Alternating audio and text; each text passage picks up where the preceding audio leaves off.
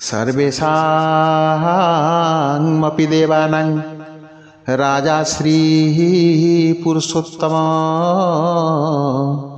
सर्वेषामपि क्षेत्राणां राजा श्री पुरुषोत्तम। जय जय जगन्नाथ, जय जय जगन्नाथ, जय जय जगन्नाथ। आज पवित्र श्रीक्षेत्र पावन पुरुषोत्तम क्षेत्रर लीला एवं महिमा मु आपण मानकु श्रवण कराउछि। जोठारे क्षेत्र एवं क्षेत्राधिपति उभय राजा पुरुषोत्तम, क्षेत्र पुरुषोत्तम, क्षेत्राधिपति मध्य पुरुषोत्तम, दुई जन जाक श्रेष्ठ। भारत किंवा पृथ्वीर कौनसी ठारे कौनसी स्थान रे कौनसी क्षेत्र रे एमिति देखा मिलेना। क्षेत्र एवं क्षेत्रपति उभय श्रेष्ठत्व प्रतिपादन होउथुबा स्थान बा क्षेत्र। यही पुरुषोत्तम क्षेत्र विस्तीर्णता विषय रे ब्रह्म पुराण मध्य लिखा अछि। 10 योजन विस्तीर्णं 5 योजन समायतं नानाश्चर्य समायुक्तं क्षेत्रं परम दुर्लभं। यहाँ प्रलंब होची 10 योजन, प्रस्थ 5 योजन। यही क्षेत्र नाना आश्चर्य एवं घटनावली परिपूर्ण। सकल रहस्य पुरुषोत्तमस्य देवे न जानाति कुत मनुष्य। गंगायां जले मुक्ति, वाराणस्यां जले स्थले, जले स्थले चांतरिक्षे मुक्तिश्च पुरुषोत्तमे। गंगारे जलर मुक्ति मिले, वाराणसी जलरे स्थलरे उभय मुक्ति मिले, किंतु जगन्नाथ क्षेत्र बा कैवल्य क्षेत्र पावन पुरुषोत्तम क्षेत्र रे जले स्थले अंतरिक्षरे जेउठारे मुक्ति मिले, जेउठारे भी जीव विदेह हुए, ये देह छाड़े तार मुक्ति ही मुक्ति। तेणु निश्चित यह दुर्लभ क्षेत्र। यही क्षेत्र आकार मध्य संख्याकृति।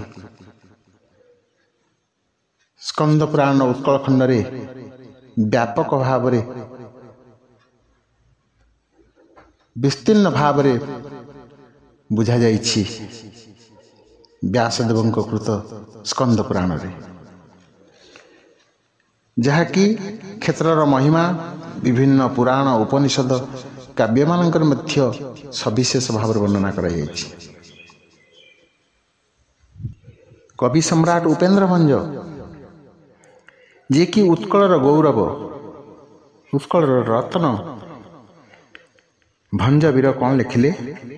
से क्षेत्रे प्रवेशे ब्रह्म हत्या पाप हरे, साक्षात होइछि कपाल मोचन रे।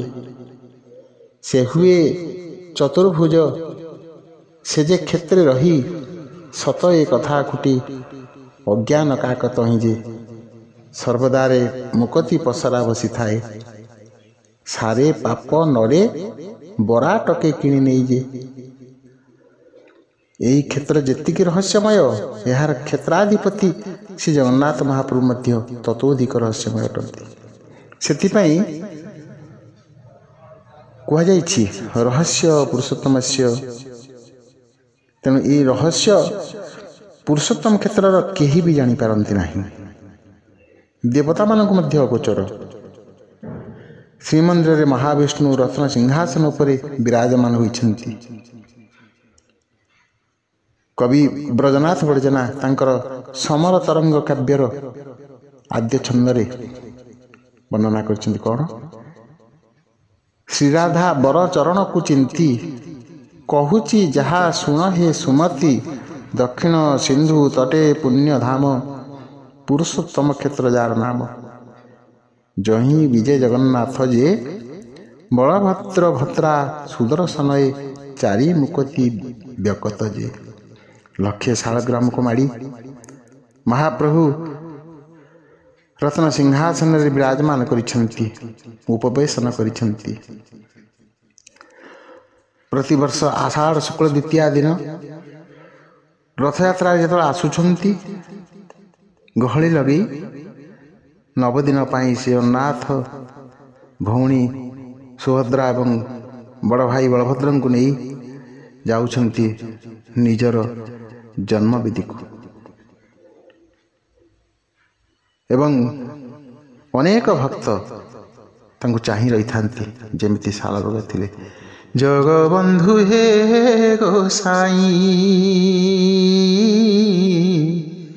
ଜଗବନ୍ଧୁ ହେ ଗୋସାଇଁ, ତୁମ୍ଭ ଶ୍ରୀଚରଣ ବିନୁ ଅନ୍ୟ ଗତି ନାହିଁ, ତୁମ୍ଭ ଶ୍ରୀଚରଣ ବିନୁ ଅନ୍ୟ ଗତି ନାହିଁ, ଜଗବନ୍ଧୁ ହେ ଗୋସାଇଁ, ଜଗବନ୍ଧୁ ହେ ଗୋସାଇଁ। ଭକ୍ତମାନଙ୍କର ଆକୁଳତା ବ୍ୟାକୁଳତାକୁ ମହାପ୍ରଭୁ ସହିପାରନ୍ତି ନାହିଁ। ଭକ୍ତବତ୍ସଳ ଜଗନ୍ନାଥ ଚାଲି ଆସନ୍ତି ବଡ଼ଦାଣ୍ଡରେ ପତିତମାନଙ୍କୁ ଉଦ୍ଧାର କରିବା ପାଇଁ। ପତିତ ପାବନ ବାନା ଉଡ଼ାଇ ପତିତମାନଙ୍କୁ ଉଦ୍ଧାର କରି ଜଗତରେ ଧର୍ମ ନ୍ୟାୟ ସତ୍ୟର ପ୍ରତିଷ୍ଠା କରିବା ହିଁ ଜଗନ୍ନାଥ ଚେତନାର ମୂଳ ଲକ୍ଷ୍ୟ।